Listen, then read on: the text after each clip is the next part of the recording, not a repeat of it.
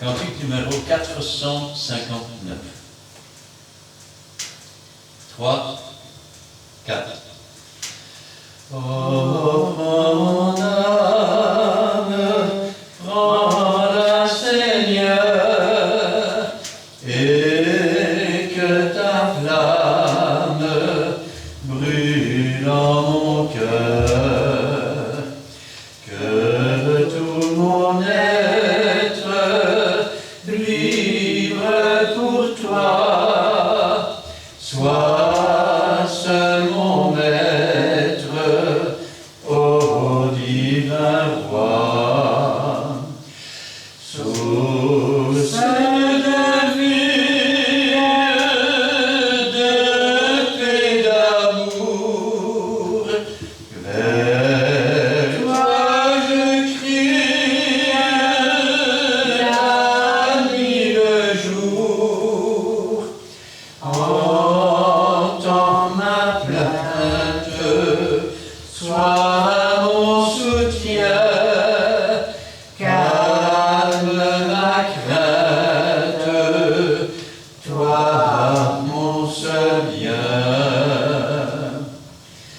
Du mal perfide, oh garde-moi, viens, sois mon guide, chef de ma foi. Quand la nuit voile tout à mes yeux, sois mon étoile, brille des cieux. Source de vie, de paix, d'amour, vers toi je crie la nuit, le jour. Entends ma plainte, sois mon soutien, calme ma crainte, toi mon seul bien. Voici l'aurore d'un jour nouveau, le ciel se dore de feux plus beaux. Jésus s'apprête, pourquoi gémir? Levons nos têtes, il va venir. Source de vie, de paix, d'amour, vers toi je crie la nuit, le jour. Entends ma plainte, sois mon soutien, calme ma crainte, toi mon seul bien. Amen. On va continuer avec le 241.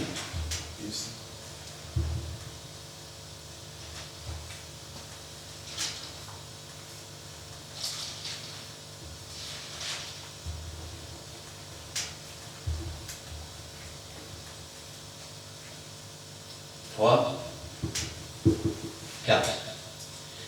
Quand Jésus vint, beau jour dans ma vie, j'étais seul, lui perdu dans la nuit. Quand Jésus vint, un beau jour dans ma vie, j'étais seul, lui perdu dans la nuit.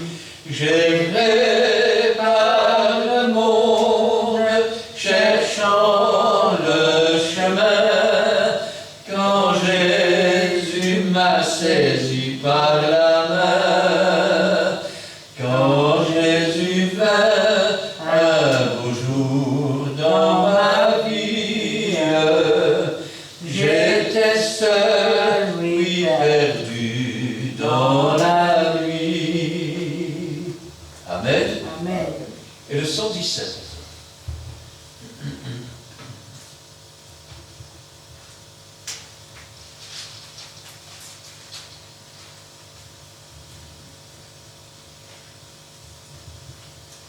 « 4, 16. J'ai confiance en mon Seigneur le long du chemin. J'ai confiance en mon Seigneur et tiens ma main à travers l'orage grondant. Mon cœur reste en paix. J'ai confiance en mon Seigneur et je suis gardé.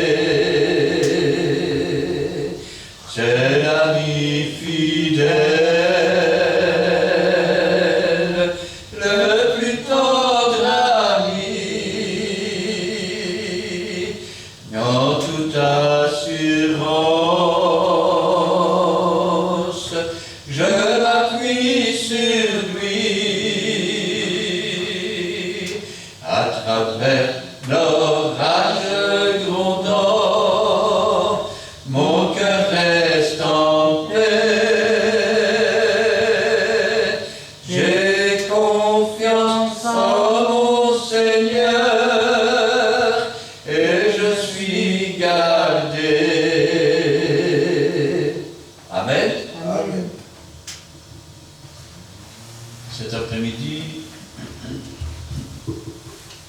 j'aimerais bien surprendre la parole de Dieu avec vous.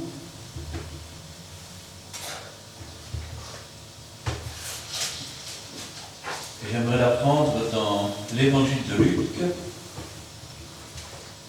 chapitre 9. Nous lirons là du verset 51 au chapitre 10, verset 1. Je demande à Cindy de remettre la parole du Seigneur entre ses mains et Gina nous fera la lecture.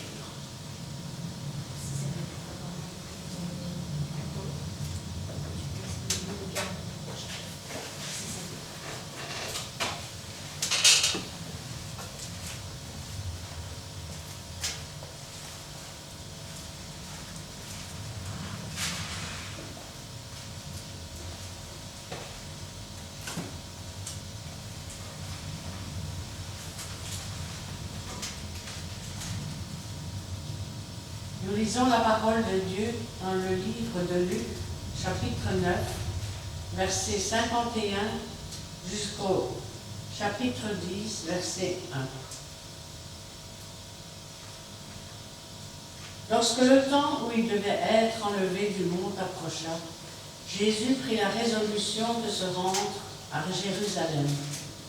Il envoya devant lui des messagers qui se mirent en route et entrèrent dans un bourg des Samaritains pour lui préparer un logement.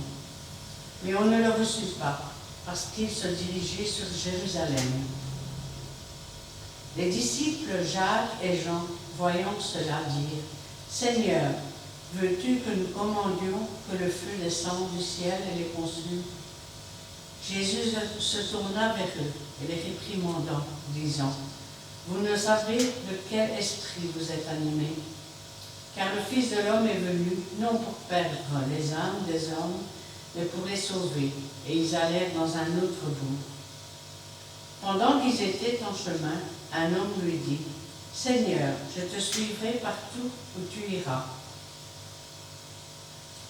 Jésus lui répondit : « Les renards ont des tanières, et les oiseaux du ciel ont des nids, mais le Fils de l'homme n'a pas un lieu où il puisse reposer sa tête. » Il dit à un autre : « Suis-moi. » Et il répondit : « Seigneur, permets-moi d'aller d'abord ensevelir mon Père. » Mais Jésus lui dit : « Laisse les morts ensevelir les morts, et toi, va annoncer le royaume de Dieu. » Un autre dit : « Je te suivrai, Seigneur, mais permets-moi d'aller d'abord prendre congé de ceux de ma maison. » Jésus lui répondit : « Quiconque met la main à la charrue et regarde en arrière n'est pas propre au royaume de Dieu.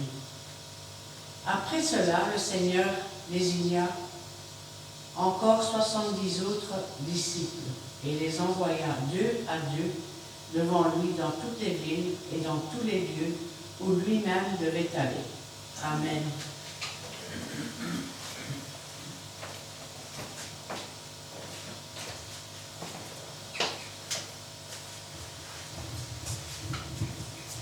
Il y a un temps pour chaque chose.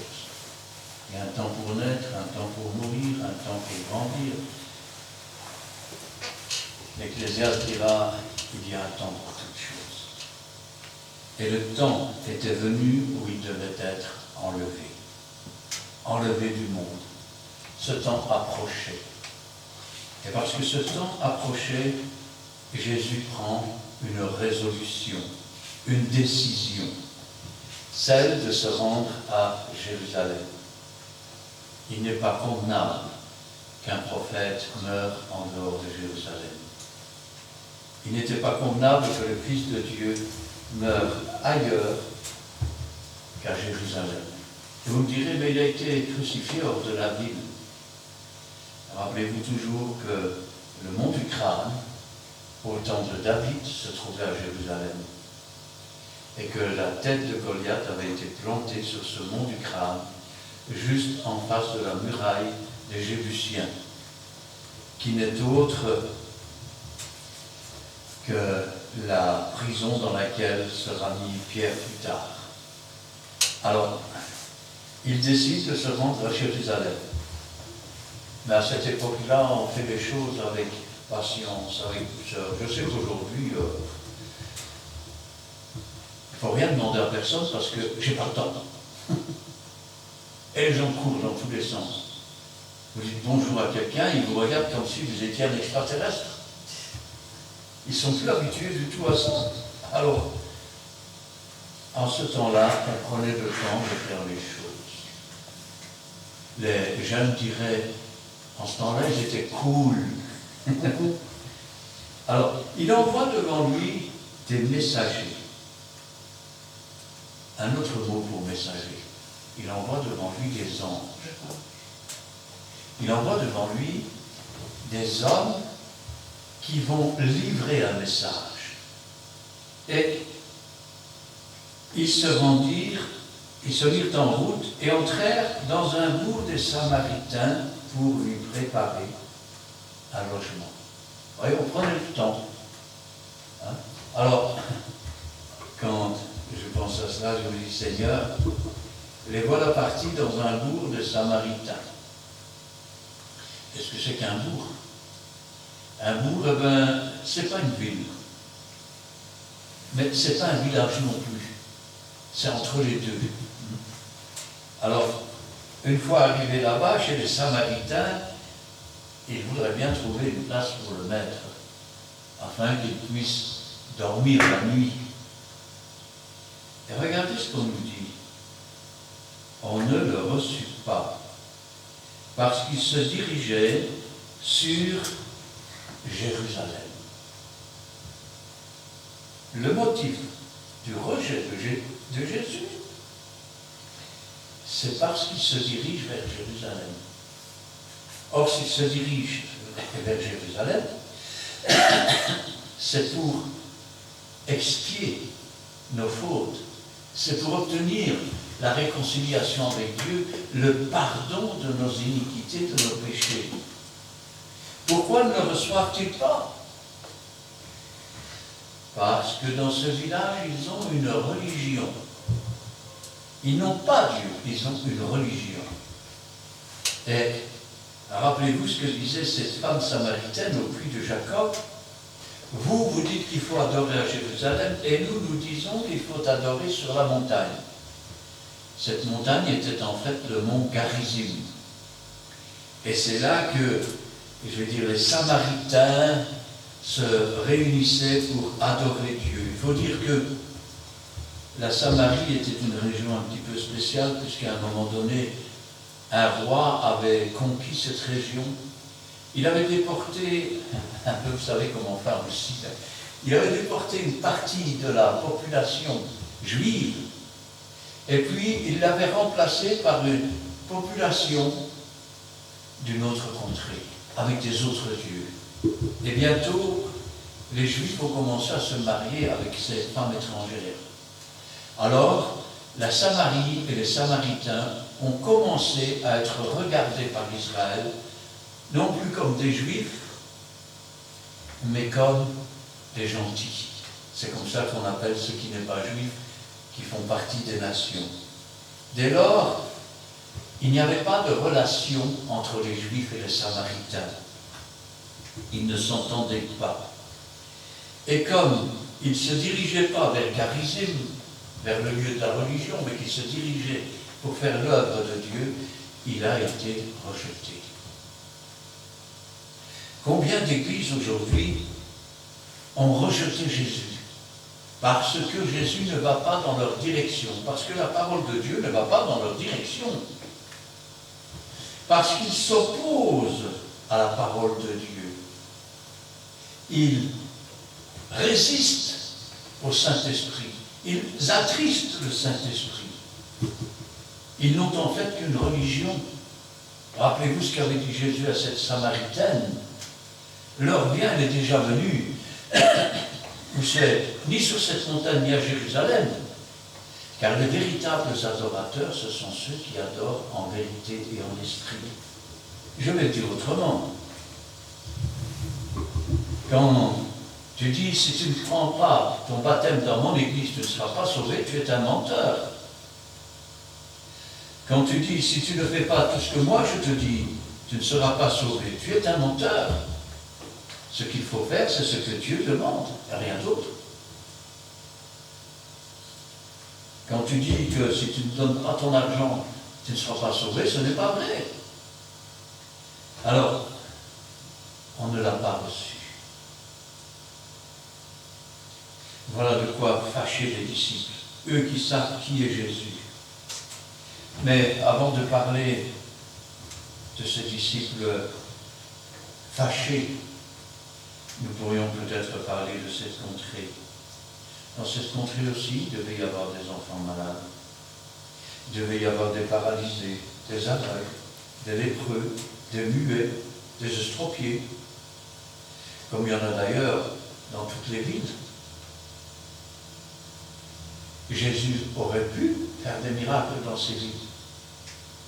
Jésus aurait pu leur apporter la bonne nouvelle. Mais au lieu de ça, ayant résisté, ils se sont privés de la présence de Jésus. Ils se sont privés des prodiges et des miracles de Jésus. Beaucoup de ceux qui habitaient là auraient pu être l'objet d'un miracle, d'une guérison, d'un bienfait de la part de Dieu. Ils se sont privés de tout cela. Je pense à la veuve qui aurait pu peut-être retrouver son époux. Je pense à celui qui mendiait et qui aurait peut-être pu se lever et travailler comme tout le monde. Je pense à cet aveugle qui aurait pu revoir le ciel. Mais tout cela a été annulé. Tout cela a été brisé, saboté. On ne le reçut pas parce qu'il se dirigeait sur Jérusalem. Si c'était dirigé sur le mont Garizim, où il n'avait rien à faire, et en désobéissance à la parole de Dieu, il aurait été reçu. Mais Dieu aurait-il pu faire quelque chose pour cette population si Jésus s'était mis à désobéir et à pécher? Il n'aurait même pas pu faire quoi que ce soit pour nous à ce moment-là. Les disciples, Jacques et Jean, voyant cela dire, regardez quelle assurance, regardez quelle foi quelque part, et aussi la façon dont ils sont outragés. Seigneur, veux-tu que nous commandions que le feu descende du ciel et les consume? Je suis content qu'ils se sont adressés au Seigneur pour avoir la réponse. étant donné que ce n'était pas dans la volonté de Dieu, imaginez qu'ils se mettent à prier, Seigneur, fais descendre le feu du ciel, détruis-les, brûle-les. À leur tour, ils auraient commis un péché. Jésus se retourna vers eux et les réprimanda. Jésus les a grondés. Jésus les a remis au pas en disant, vous ne savez de quel esprit vous êtes animés. Vous ne savez de quel esprit vous êtes animés. Aujourd'hui, dans certaines églises, de la même bouche sortent la bénédiction et la malédiction. N'avez-vous jamais lu ce que Dieu dit à Abraham? Je bénirai ceux qui te bénissent et je maudirai ceux qui te maudissent. Si nous commençons à invoquer la malédiction sur quelqu'un, nous désobéissons à Dieu. Car la parole de Dieu dit qu'on ne peut pas sortir la bénédiction et la malédiction de la même bouche. Où on est béni de Dieu et on partage les bénédictions de Dieu avec ceux qui nous entourent. Où on n'est pas béni de Dieu. Et alors je ne sais pas ce qu'on partage, mais en tout cas, certainement pas les dons du Saint-Esprit. Car cette phrase, elle a été dictée, elle a été conçue pour atteindre Jésus, pour le décourager dans sa mission, pour que Jésus les gronde, pour qu'ensuite il soit découragé. Eh oui, vous ne savez pas de quel esprit vous êtes animés. Je le dis souvent, on ne peut pas empêcher un oiseau de voler au-dessus de sa tête. Vous ne pourriez pas, moi non plus. Mais ce qu'on peut faire, c'est l'empêcher de faire son nid. Parce qu'une fois qu'il a fait son nid, il s'installe, il fait ses œufs. Et c'est comme ça qu'il y a sur nos têtes et dans nos cœurs des œufs de serpent. Car le Fils de l'homme, voilà pourquoi Jésus est venu. Parce que l'homme est perdu. Parce que c'est un homme qui a péché et qui a entraîné le péché chez tous les hommes, et que donc, pour guérir les hommes, il faut un homme. Il faut une chose de même nature, parfaitement homme, parfaitement Dieu. Mais il faut que cet homme soit pur, parfait, sans tache, sans défaut, afin que Dieu ne soit pas obligé de lui dire « Ouais, quand tu veux prendre les péchés des autres, mais les tiens, qui va les prendre ?» Si Jésus a pu prendre nos péchés, c'est parce que lui n'avait pas péché. Lui était pur, lui était sans tache. Aujourd'hui, dans le monde chrétien, on vous enseigne que nous sommes tous des misérables pécheurs, qu'on essaye, mais on n'en peut rien. Et moi, je vous dis que celui qui marche selon l'esprit ne pêche point. Et que tout disciple accompli, ne vous en déplaise, est semblable à son maître.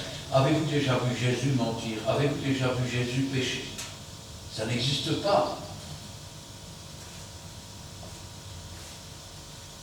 Jésus, se retournant vers eux, les réprimanda, disant, vous ne savez de quel esprit vous êtes animés. Car le Fils de l'homme est venu, non pour perdre les âmes des hommes, mais pour les sauver. À partir de là, ils vont aller dans un autre bourg. Voilà. Jésus s'est tenu à la porte, il a frappé, et personne n'a ouvert. Alors Jésus continue sa route plus loin. Et parce qu'il continue sa route plus loin, les gens qui habitent ce bourg vont continuer à vivre comme si Dieu n'existait pas. Ils vont continuer leur petite religion. Ils n'auront jamais cette paix qui surpasse toute intelligence. Ils n'auront jamais cette sensation d'être réconciliés avec Dieu. d'avoir Jésus dans son cœur. Parce que quand il est venu, ils ont dit, on ne veut pas de toi. Nous, ce que nous aimons, c'est avoir notre, excusez-moi l'expression grossière, mais notre petite proute de religion. Nous, ce qu'on aime bien, c'est le maquignonnage. Nous, ce qu'on aime bien, c'est le brocanteur. Ce que nous n'aimons pas, ils auraient dit à Jésus, ce que nous n'aimons pas, c'est que tu es trop biblique. Tu réponds toujours avec les versets de la Bible.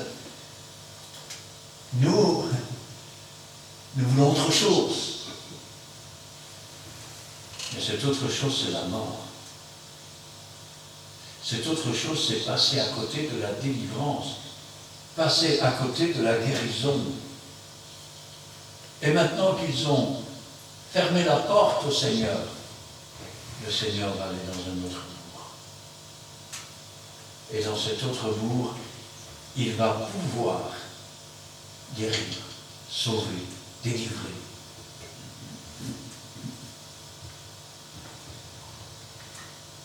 Pendant qu'ils étaient en chemin, ah oui, parce qu'avant d'arriver dans l'autre bourg, il faut quand même marcher. Pendant qu'ils étaient en chemin, un homme lui dit, Seigneur, je te suivrai partout où tu iras. Alors j'aime bien parce que, Seigneur, n'en viens pas dans notre village, laisse-nous avec notre religion. Mais si tu veux aller ailleurs, là on va te suivre. Jésus lui répondit, remarquez, les renards. Ce n'est pas un mot que Jésus utilisera souvent. Quand des gens étaient envoyés et leur ont dit, Hérode voudrait bien te rencontrer, il dira, dites à ce renard. Dites à ce renard. Les renards ont des tanières. Ça veut dire qu'ils suivent pour voir ce qui va se passer, mais au moindre petit problème, ils retournent se mettre à l'abri. Les oiseaux du ciel ont des nids, mais le Fils de l'homme n'a pas un lieu où il puisse reposer sa tête. Reposer sa tête. Vous savez, quand on lit cela, on ne pense pas toujours à tout ce que ça engendre. Qui est la tête de l'Église? C'est Jésus. Qui est le corps? C'est l'Église. Jésus n'a pas un moment pour se reposer. Il est avec nous tous les jours. Il intercède pour nous jour et nuit. Il ne dort ni ne sommeille. Parce que il contribue jour après jour à notre salut, à notre sanctification. Il est la parole faite chair.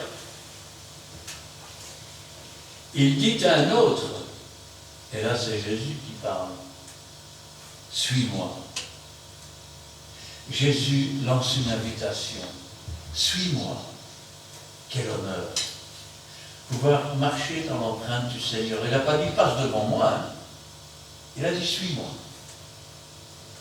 Suis mes préceptes. Suis-moi dans le chemin de la vie.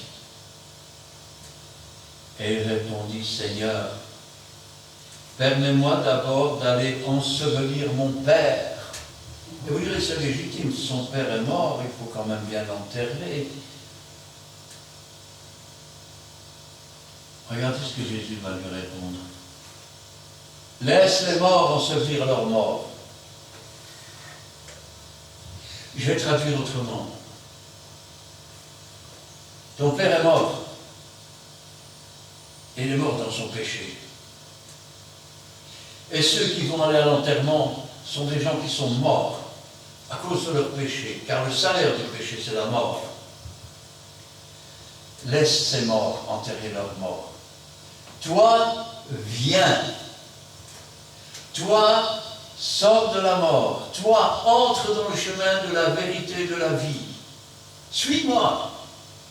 Jésus dit, je suis le chemin, je suis la vérité et je suis la vie. Nul ne vient au Père que par moi. Laisse les morts ensevelir leurs morts. Et toi, ton travail, ce n'est pas d'être au milieu des morts. Dis-moi qui tu entres, je te dirai qui tu es. En général, à la table de l'ivrogne, qui s'assoit? L'ivrogne. À la table des vantards, qui s'assoit? Les vantards. Et à la table des saints, qui s'assoit? Les saints. Eh oui. Toi, suis-moi, va annoncer le royaume de Dieu. Va et fais ce que je te dis. Car si Dieu nous a sauvés, c'est pour des œuvres qu'il a préparées d'avance. Qu'est-ce qu'il peut y avoir de plus important, dites-moi? On trouvera toujours bien un prétexte, le diable mettra toujours bien un bâton, un prétexte. Oh Seigneur, j'ai acheté des bœufs, il faut que j'aille les essayer. Tu as acheté un chat dans un sac, et maintenant, parce que Dieu te demande quelque chose, tu vas essayer tes bœufs. J'ai acheté un terrain, il faut que j'aille le voir. Là non plus, tu ne l'as pas vu. Alors il faut que tu trouves un prétexte pour ne pas faire ce que Dieu demande. Tous les prétextes sont bons. Vous savez, tous ceux qui rejettent le salut ont toujours bien une bonne raison. Moi je suis trop gros, moi je suis trop mince, moi je suis trop grand, moi je suis trop petit, moi je suis trop laid, moi je suis pas assez bien, moi je suis trop bien, moi j'ai pas de temps. Un autre dit, je te suivrai Seigneur. Vous remarquez la différence? Le premier, je vais te suivre Seigneur. C'est souvent ceux qui disent, je vais, qui ne le font pas. Mieux vaut ne rien promettre et ajouter si Dieu le veut. Eh oui. Alors, quand Jésus invite, eh bien, on trouve un prétexte pour ne pas venir. Quand il n'invite pas, on essaie de s'inviter soi-même, alors qu'on n'a pas été appelé. Aujourd'hui, combien se tiennent sur les tribunes? Et si je devais vous regarder dans les yeux et vous dire, Jésus vous a-t-il bien donné le ministère de pasteur, ou avez-vous décidé d'être pasteur? C'est toute la différence. Rappelez-vous toujours qu'un évangéliste, il peut prendre une prédication, ou 3 ou 4, prêcher une semaine ici, ensuite aller dans une autre église, reprendre les mêmes prédications. Mais quand on est pasteur, si les chrétiens demeurent 40 ans assis là, c'est Dieu qui vous donnera la nourriture pendant ces 40 ans, pour qu'ils reçoivent chaque fois un message différent, pour que chaque fois qu'ils puissent être édifiés, recevoir la nourriture en son temps. Amen. Mais si tu usurpes la place et que tu l'exiges toi-même alors que Dieu ne t'a rien demandé, alors tu vas te retrouver démuni, tu vas te retrouver pauvre. Tu vas dire comme, je pense que c'est le psaume 86, si ma mémoire est bonne, c'est David qui dit, je suis un indigent. Le roi d'Israël, un indigent.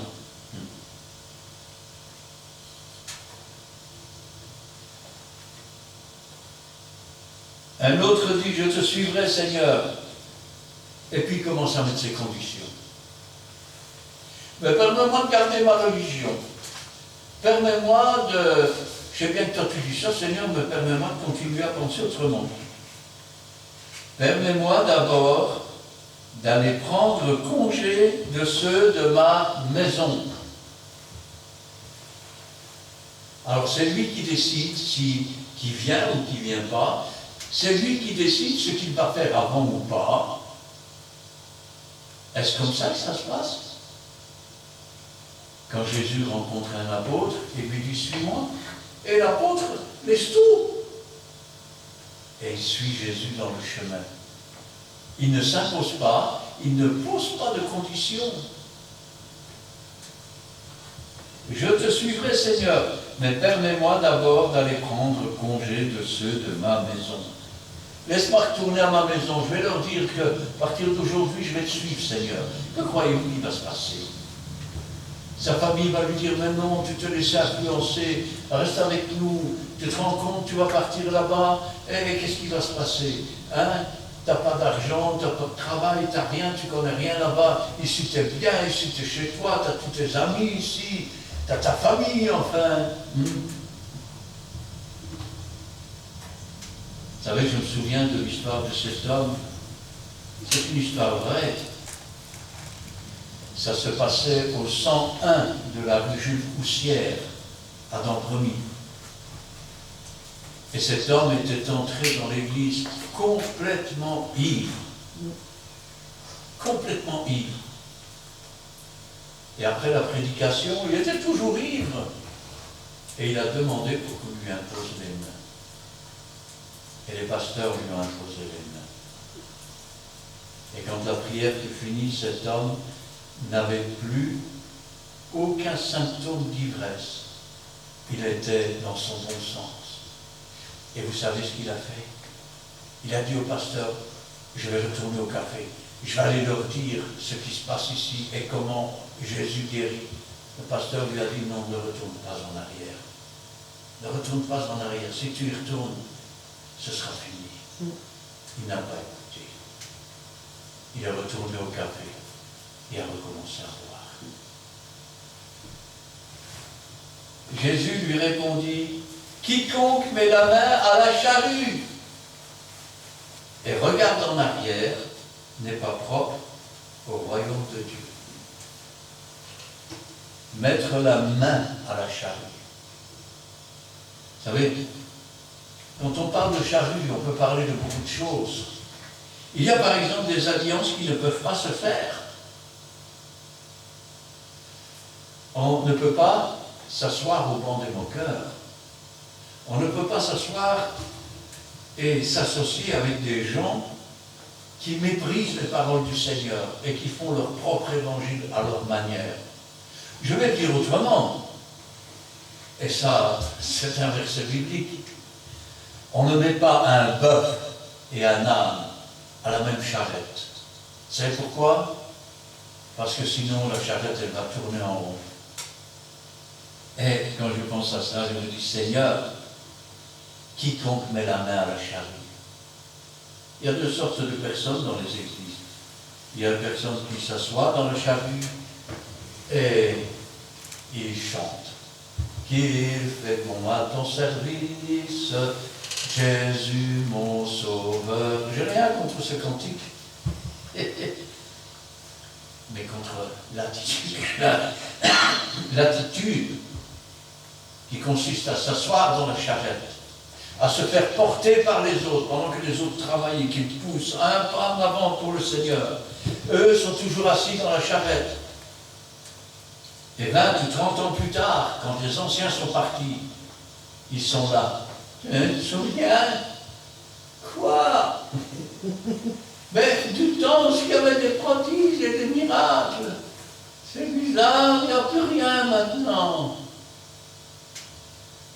Pourquoi? Parce que les anciens sont partis, il n'y a plus rien, ça veut dire qu'eux, ils faisaient quoi alors? Ils ne faisaient rien du tout aussi. Et ils n'ont jamais rien fait. Il y a des gens qui servent Dieu, il y a des gens qui se servent de Dieu. Il y a des gens qui viennent pour recevoir de Dieu, pour grandir dans la foi, grandir dans la bénédiction. Et il y a des gens qui ne viennent que pour se servir de Dieu, pour avoir une bonne réputation. Ah oui, il va à l'église là-bas, vous savez. Ah, mais ils chantent dans la chorale, vous savez. Mais ils font rien.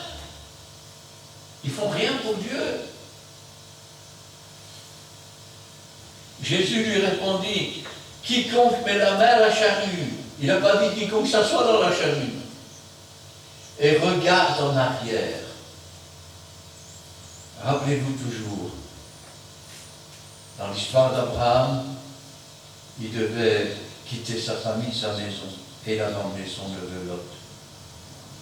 À un moment donné, comme il avait fait ce qu'il ne fallait pas, et qu'il avait emmené son neveu Lot, il n'y avait pas assez d'herbe pour les deux.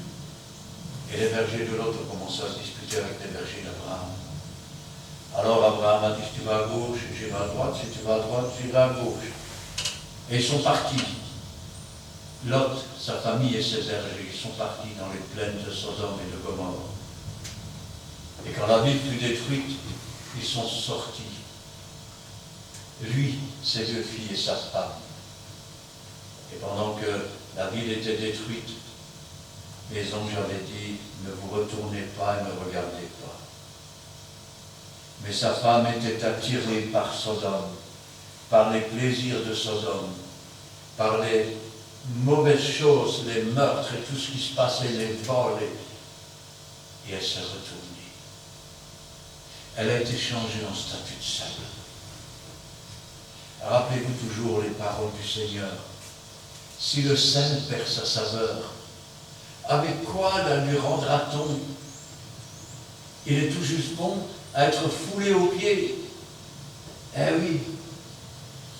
Quiconque met la main à la charrue et regarde en arrière n'est pas propre pour le royaume de Dieu.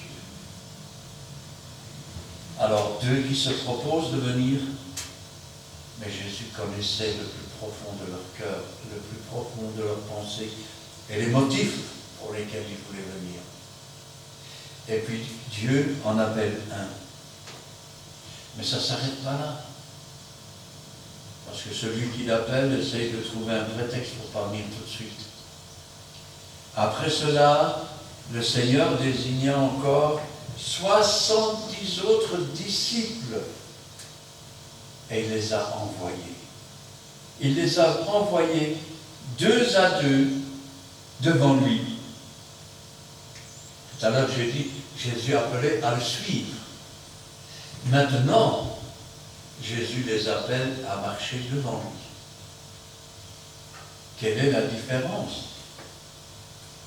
Si tu suis le Seigneur, c'est bien parce que tu vas grandir. Mais à un moment donné, Dieu va te donner une œuvre à faire. Et l'œuvre à faire, c'est, on va dire, presque la même que celle de Jean-Baptiste, préparer le chemin du Seigneur.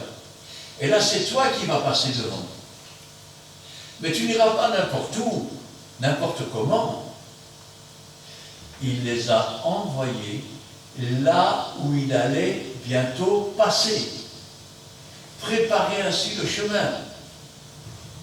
Vous savez, quand dans la Bible on nous dit l'un sème et l'autre arrose, qui porte la semence? La semence, c'est la parole de Dieu. Les semeurs, ce sont les fils de Dieu. Mais qui donc arrose? Qui donne le Saint-Esprit? On ne donne pas le Saint-Esprit avant d'avoir semé. On n'arrose pas le champ avant de l'avoir semé. Il y a un temps pour toutes choses. Et Jésus les a envoyés 2 par 2. Et il les a envoyés dans tous les endroits où il allait passer après.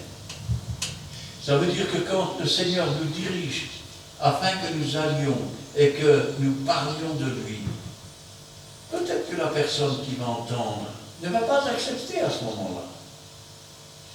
Mais la semence aura été mise. Elle ne demande qu'une chose, c'est d'être arrosée. L'un sème, l'autre arrose. Et celui qui fait croître, c'est celui qui est quelque chose. Car celui qui sème et celui qui arrose, c'est les ouvriers du Seigneur. La moisson est grande, il y a peu d'ouvriers. Quand est-ce que l'on a prié pour que Dieu suscite des ouvriers dans sa moisson? Pourtant, il le dit, priez pour que Dieu suscite des ouvriers dans sa moisson. Car nul ne peut venir à Jésus si Dieu ne l'a appelé. Vous pouvez toujours vouloir, mais c'est Dieu qui donne le pouvoir. C'est Dieu qui donne la possibilité. C'est le Saint-Esprit qui donne les armes pour pouvoir travailler pour le Seigneur. Et c'est lui qui conduit dans toute la vérité. Amen. Amen. Nous allons prier. Éternel, notre Dieu, notre Père, nous te louons, nous te rendons grâce. Béni sois-tu et gloire à toi. Ta parole, Seigneur, est la vérité. Et toute parole est bonne pour enseigner, pour corriger, pour exhorter. C'est pourquoi, Seigneur, nous te remercions. Toi, Seigneur, qui appelles, et parfois on ne répond pas ou on cherche des prétextes. Toi, Seigneur, qui n'appelles pas, et voici que des gens qui n'ont pas été appelés se présentent et veulent faire des choses sans avoir même ni l'accord ni la bénédiction de ta part. C'est pourquoi, Seigneur, nous voulons te prier pour tous ceux que tu as appelés et que tu appelles, afin, Seigneur, qu'ils se lèvent pour toi, afin qu'ils marchent pour toi, afin qu'ils vivent pour toi.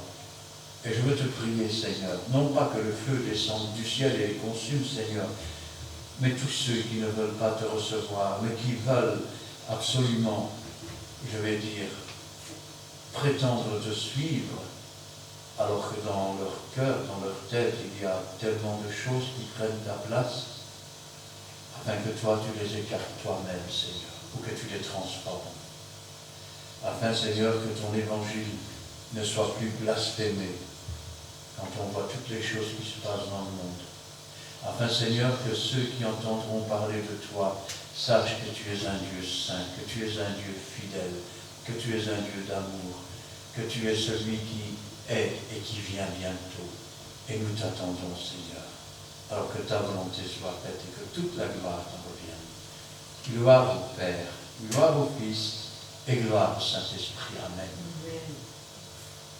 Merci, nous sommes encore pour ce temps précis. Nous remercions Père Saint pour ta parole aussi édifiante. Parce que c'est toi, Père Saint, nous envoie éternel Dieu, et aussi éternel Dieu. Nous te disons merci pour ton accompagnement, et aussi pour ta présence, et ta divinité, Père Saint, en nous. Il nous fait toujours, Père Saint, fortifier. Restons-nous de ce marché pour la Père Saint, nous voulons que tu puisses nous que nous sachions, Père Saint, encore faire de toi, Père Saint, une place pour que tu puisses agir pour le moment où nos pensées sont encore, Père Saint, claires. Nous bénissons, nous sanctifions, Père, encore dans ce moment aussi. Que tu puisses élever ta main sainte, Père Saint, pour bénir chaque femme qui est présentée pour ta parole. Nous voulons pour toi, avec toi, et en toi, Père Saint, nous avons la victoire à la foi. Nous te bénissons, Père, d'avoir béni aussi, Père Saint, de changer les jours. C'est pour cela que nous pouvons te lever cette prière, nous procédons dans le Seigneur Jésus-Christ. Amen. Amen. Merci, Seigneur, pour ta présence et ton amour. Merci pour ta bonté infinie de chaque jour, ta miséricorde et ta compassion. Merci pour ta parole d'aujourd'hui, parole qui nous réconforte, qui nous relève, qui nous fortifie et qui nous guérit. Parole à travers laquelle on nous rappelle qu'il y a un temps pour tout et un temps pour chaque chose. C'est vrai que la moisson est grande, mais il y a peu d'ouvriers, comme tu le dis dans ta parole. Suscite des ouvriers au Dieu Tout-Puissant, afin qu'ils agissent dans ton œuvre, Seigneur, qu'ils travaillent pour toi. Et donne-nous, Seigneur, d'être toujours prêts. Donne-nous d'être prêts.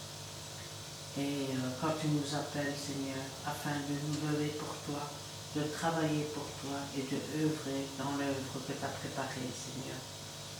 Tous dans un même amour et dans un même esprit, Seigneur.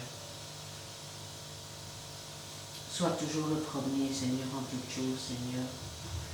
Et donne-nous, Seigneur, de ne pas regarder à gauche ni à droite, mais de regarder à toi seul, Seigneur, car tout nous vient de toi. Le secours vient de toi, Seigneur. Tu es tout pour nous. Tu es notre Dieu, notre Père. Et tu as fait de nous tes enfants. Merci, Seigneur, pour ce don merveilleux d'être appelé enfant de Dieu. Merci, Seigneur, car c'est toi qui tiens notre main faible dans ta main puissante et qui guide toujours nos pas dans tes empreintes.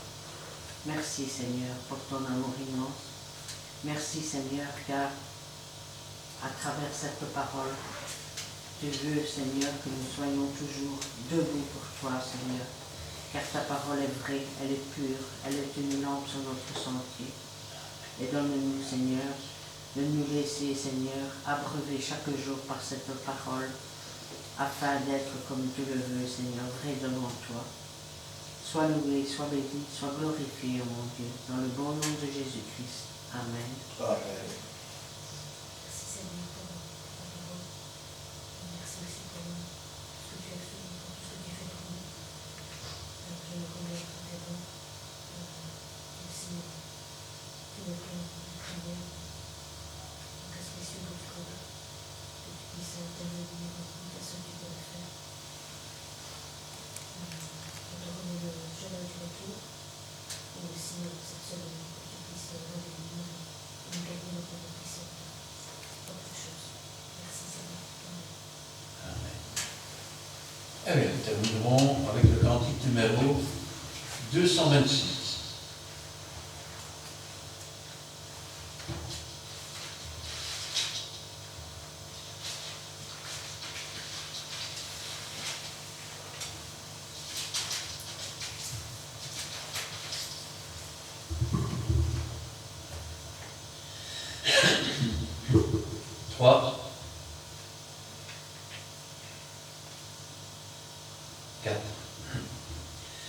Par ce qu'il vit, je n'ai rien à craindre, mes lendemains sont assurés entre ses mains. Il tient ma vie pour ce temps et l'éternité. Je sais qu'il vit, je sais qu'il vit, parce qu'il vit. Je n'ai rien à craindre, mes lendemains sont assurés entre ses mains. Il tient ma vie pour ce temps et l'éternité. Je sais qu'il vit. Amen. Amen. Que l'Éternel te bénisse et qu'il te garde. Que l'Éternel fasse luire sa face sur toi et qu'il t'accorde sa grâce. Que l'Éternel tourne sa face vers toi et qu'il te donne la paix.